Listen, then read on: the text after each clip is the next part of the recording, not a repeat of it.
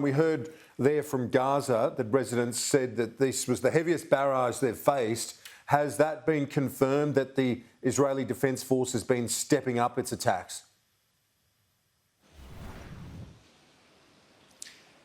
The Chief of Staff of the IDF, Kieran, says that last night they hit 65 targets using 62 fighter jets. And says that the strikes on what it terms as Hamas infrastructure or Hamas commanders, things like manufacturing facilities or the tunnel network that operates underground there, giving cover to fighters or hiding weapons, saying that these strikes will intensify. Now, I should say that in addition to that very intensive night of bombardment from the IDF's perspective into Gaza, it was actually the quietest night inside Israel since the latest violence began. There was a 6-hour lull after 11:15 p.m. last night until around about 5:30 this morning, which will have come as a relief to some of the communities living in and around the Gaza Strip in particular, who are almost constantly scurrying to bomb shelters. But I don't think they'll be under any illusions that this signifies a de-escalation or that the barrages of rockets won't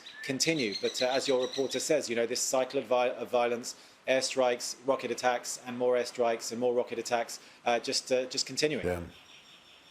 Elliott, has there been any reaction to the conversation between President Biden and Prime Minister Netanyahu? Well, I guess there is some optimism that this is the first time US President Joe Biden has expressed his desire for a ceasefire. And at the same time confirming that they are working with partners such as the Egyptians to try to reach that aim. But from Hamas's perspective and also from the IDF's perspective, I don't think there's any real willingness to go for a ceasefire right now. There have been reports that each side has been making demands on the other, which they're just not going to, which they're just not keen on accepting. There are attempts to get this ceasefire, but right now it's hard to see when that is likely to come about. Israel still says it's got plenty of targets to hit, targets which it has been having its eye on for quite some time.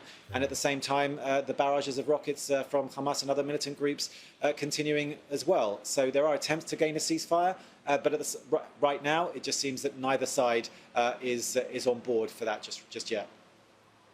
Elliott, finally, the question goes to, sadly, when you look at the destruction and the death involved in this flare-up of violence between Hamas and Israel, but the question of politics does have to be considered, particularly in terms of, well, Benjamin Netanyahu unable to form his coalition within government, and then by the same token, you know, Mahmoud Abbas also facing political challenges too.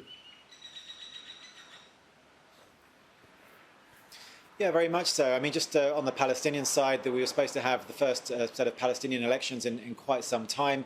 They were postponed by the Palestinian Authority, ostensibly because Palestinians living in East Jerusalem, would not have been able to vote. And so clearly there's a bit of a power vacuum there, and Hamas can use this as an opportunity to show that it is the group that can best be trusted to stand up to the Israelis and to achieve the objectives of the Palestinian people and to protect them. From the Israeli perspective, as you rightly say, there was another impasse in terms of the last elections. The mandate to try to form a governing coalition was with Prime Minister Benjamin Netanyahu. He failed to do so, so the mandate passed to the leader of the opposition, Yair Lapid. Now, there was a right-wing party, Yamina, led by Naftali Bennett, that had seemingly was likely to go into a coalition government with Yair Lapid, with the bloc that opposed Benjamin Netanyahu, but it would have had the tacit support, or perhaps even the explicit support, of the Islamist party RAM.